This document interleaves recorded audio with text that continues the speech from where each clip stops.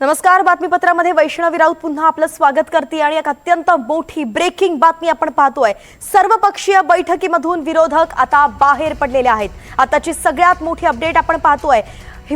पावसाळी अधिवेशन सुरू होण्या अगोदर आपण पाहतोय की सर्वपक्षीय बैठक बोलावण्यात आलेली होती, मात्र आत्ताच्या घडीची सगळ्यात मोठी बातमी म्हणजे सर्वपक्षीय बैठकीतून विरोधक बाहेर पडले आहेत। रामराजे शिंदे आपले प्रतिनिधी आपल्या सोबत आहेत। रामराजे, नेमकं काय झालं की विरोधक असे बाहेर आलेत?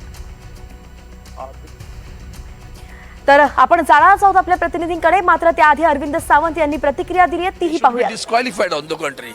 Instead of that, the honorable speaker yesterday issued a letter wherein he says that their appellation has been they requested for affiliation and that affiliation has been granted. No merger, no joining, nothing is there.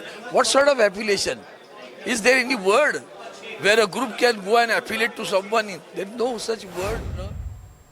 आपण जाऊयात, आपले प्रतिनिधी रामराजे शिंदे आपल्या सोबत आहेत। रामराजे, काय झालं की अशा पद्धतीने विरोधक बाहेर आले?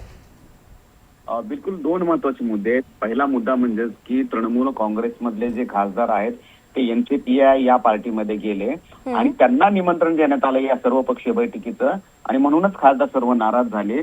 तर दुसरीकडे शिवसेना उभाठा यांचं पण म्हणणं आहे की त्यांचे खासदार जे आहेत ते फुटलेले आहेत आणि एकनाथ शिंदे यांच्यामध्ये गेलेत आणि त्याला मर्जरला परवानगी दिलेली आहे। तर हे दोन महत्वाचे मुद्दे होते आणि यामुळे विरोधकांनी बायकॉट केला आणि बाहेर आले, बाहेर येऊन प्रोटेस्ट पण केला।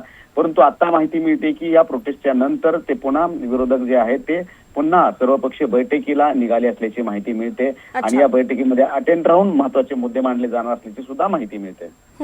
रामराजे, आक्षेप नेमकं काय होता की या फुटीर यांना आत घेतलं आणि त्यांना मान्यता दिली आहे केवळ मर्जरसाठी, हाच आक्षेप होता? बिलकुल, सगळ्यात पहिला मुद्दा म्हणजेच की अरविंद सावंत यांचं म्हणणं होतं म्हणजे की शिवसेना युबीटीचं म्हणणं आहे की आपली बाजू लोकसभा अध्यक्षाने ऐकून घेतली नाही आणि जी आता सूची जाहीर केलेली आहे त्याच्यामध्ये 13 खासदारही शिवसेनेमध्ये दाखवले आहेत, म्हणजे की 6 खासदार हे एकनाथ शिंदे यांच्या सोबत गेल्याचे दाखवलेले आहेत, मात्र आपली बाजू ऐकून घेतली नाही, हा मुद्दा मांडण्यात आलेला आहे। तर दुसरीकडे टीएमसीचं म्हणणं आहे आणि इतर विरोधकांचं म्हणणं आहे की त्यांच्या खासदारांना इन्व्हिटेशन दिले गेलं आहे की एनसीपीआय पार्टीकडून, त्यामुळे एनसीपीआय पार्टीला बोलवण्याची आवश्यकता नव्हती। हे दोन महत्वाचे मुद्दे होते आणि याच मुद्द्यावरून हा बायकॉट करण्यात आला होता। अच्छा, सगळे विरोधक बाहेर आले होते की काही मोजके जण बाहेर आले होते? विरोध करण्यासाठी, निषेध करण्यासाठी सर्वच विरोधक बाहेर आले होते। आपल्याला दिसतंय की अरविंद सावंत आहेत, महुआ मोइत्रा आहेत बाहेर आणि त्याचबरोबर की जे डावे पक्ष आहेत ते सुद्धा बाहेर पडले होते आणि एक सांकेतिक विरोध दर्शवण्यासाठी बाहेर आले आणि बॉयकॉट करून आपले मुद्दे जे ते मांडले आणि त्यानंतर आतमध्ये जाणार असल्याची माहिती मिळते। अच्छा, हा सांकेतिक बहिष्कार आपण म्हणू शकतो जो करण्यात आला होता। धन्यवाद रामराजे, सविस्तर माहिती आपण दिली आहे। आपल्याकडनं या बैठकीचे असेच अपडेट घेत राहू।